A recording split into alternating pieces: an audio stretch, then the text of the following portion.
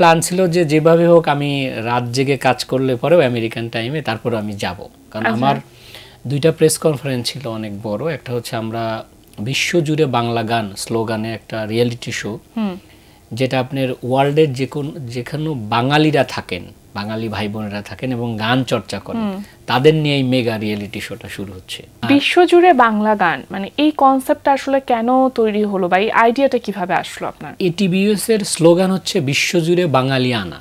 আচ্ছা, এই ট্যাগলাইনের সাথে এসছে বিশ্বজুড়ে বাংলা গান।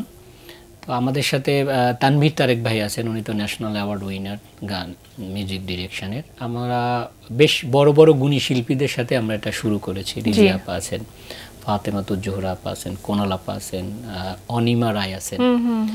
তো এদের নিয়ে আমরা বড় যে প্রজেক্টটা হবে আপনার বাছাই করাটা 10 জন আমরা আমেরিকাতে আপনার নিয়ে যাব এবং ওদের নিয়ে আমরা পুরো স্টেটে আমরা শো করব।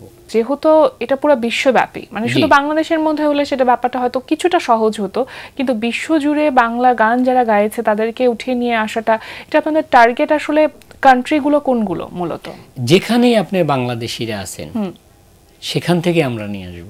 আমাদের একটা সবচেয়ে বড় জিনিস হচ্ছে যে বাঙালিয়ানার কথাটা, এই জন্য আমাদের নিউ ইয়র্কে 6টা অফিস, 6টা অফিসে প্রত্যেকটা এমপ্লয়ি বাঙালি, একটাও কোনো বিদেশি মানে আমেরিকান বা রাশিয়ান বা স্প্যানিশ, মানে ডিফারেন্ট কালচারের কেউ নেই, সব বাঙালি। এজন্য আমাদের অনেক কথাও শুনতে হয়, আমরা কাজ করি তো বিদেশি দেশে। তোমাদের এখানে কেন স্প্যানিশ কোনো এমপ্লয়ি নাই কেন? কারণ আমাদের অ্যাকসেন্স কিন্তু অতটা ভালো না, ইংলিশটা আমাদের। তখন আমাদের কথা হচ্ছে যে আমি যদি একটা বিদেশিকে রাখি তাহলে একটা বাঙালি ভাই বোনকে আমরা ডেপ্রাইভ করতে হয়, তাকে তো আপনাকে তার জায়গাটাতেই তো আরেকজনকে নিতে হয়। সেক্ষেত্রে আমাদের ওইটা অনর যে আমরা বাঙালিদেরকেই রাখবো। অনেক রকম এক্সাইটমেন্টও যেমন থাকে, একটা প্রত্যাশার জায়গাও থাকে যে কতটুকু পর্যন্ত আসলে আমরা এদের এই ফিডব্যাকটা পেতে পারি। কি মনে করছেন আপনাদের? রিয়েলিটি শোটা তো ডিপেন্ড করে হচ্ছে আপনার প্রবাবল ফিউচার। যে আমাদের প্রত্যাশাটা হচ্ছে যে আমরা যদি আপনার 50 জনকেও ফাইনালিস্টের মধ্যে নিয়ে আসতে পারি, এই 50 জন কিন্তু সারা বিশ্বে পরিচিত পাবে। অবশ্যই আপনারাও তাদেরকে ডাকবেন বাংলা ভিশনে, যে তাদের একটা ইন্টারভিউ করার বা তাদের একটা গানের শো করার জন্য, যে আমেরিকা থেকে তারা সিলেক্ট হয়ে এসছে। প্রত্যাশা ওইটাই যেন রিয়েল যারা গানটা জানে, গানটা শেখে, তারাই যেন আসে আমাদের। আচ্ছা, কোনো পার্সিয়ালিটি যেন না হয়, কোনো করসপার্সি যেন না হয়, এইটা আমরা খুব চেষ্টা করতেছি এটা করার জন্য। আমরা যাদেরকে জাজ দিচ্ছি বা রুট লেভেলের জাজ, প্রত্যেকেরই একটা কথা যে আমরা যাচা বাছাই করে যেন এই জিনিসটা আসে এবং আপনাদের কাছে যেন প্রকাশ থাকে যে কে গানটা দিচ্ছে এবং কে পাচ্ছে। বাংলা গান অনেক সমৃদ্ধ একটা ভান্ডার, মানে এখানে অনেক রকমের গান আছে। কোনো নির্দিষ্ট ক্যাটাগরির গানগুলোর জন্যই কি আপনারা চিন্তা করছেন, নাকি সব ধরনের বাংলা গান যারা গাইতে পারে? যে লাইন থেকে ভালো করবে, এখন আপনার নজরুল সঙ্গীতের চেয়ে যদি সে রবীন্দ্রসঙ্গীতটাতে কম্পিটিটরটা ভালো হয়, তাহলে আমরা রবীন্দ্র শিল্পীটাকেই নিয়ে আসবো। কোনো পার্টিকুলার কোনো মানে স্পেসিফিক কোনো জনরা থাকবে না।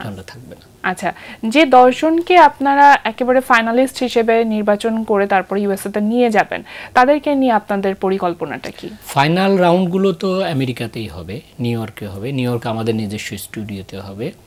তো তাদের হচ্ছে যে আপনার প্রাইজ মানি সে তাদেরকে আমরা ওখানে একটা কর্মসংস্থানের কথা চিন্তা করেছি এবং তারা যেন আমেরিকাতে যে স্টেটগুলোতে শো হয়, আপনি তো একটা জিনিস জানেন যে পহেলা বৈশাখ ঢাকাতে কিন্তু একদিনই হয়, আমেরিকাতে কিন্তু 4 দিন হয়, 5 দিন হয়।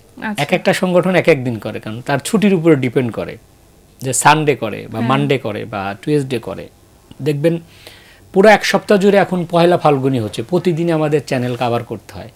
আজকে ঢাকা ইউনিভার্সিটির পহেলা বৈশাখ হচ্ছে, মানে ওখানে তো ঢাকা ইউনিভার্সিটি অ্যালুমনি আছে, শিষ্যান আছে, পাবনা সমিতি আছে, রংপুর সমিতি আছে। তো আপনি আসলে কালচারটা দেখতে পারবেন বিদেশে গেলে। এবার এখানে যেমন একদিনে ভ্যালেন্টাইন শেষ হয়ে গেছে, ওখানে 10 দিন ভ্যালেন্টাইন হবে।